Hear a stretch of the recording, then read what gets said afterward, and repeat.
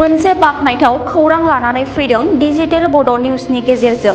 बर'नि आंगो रंजालि बैसागु बोथोरजों सोमोन्दो लाखिनानै प्रिया रानी बसुमतारीनि बाखनायथाव खामानि। क'क्राझार जिल्लानि दतमा हालामनि स्वयं खरपारा गामि एबा इएम प्रकाश बसुमतारीनि जोनोम गामियाव समाज सिबियारि प्रिया रानी बसुमतारीया बैसोगोरा आइजोफोरनो गाननाय दख'ना राननानै होयो। अनसुंथाइ मोनगिरिफोरा समाज सिबियारि प्रिया रानी बसुमतारीखौ साबायखर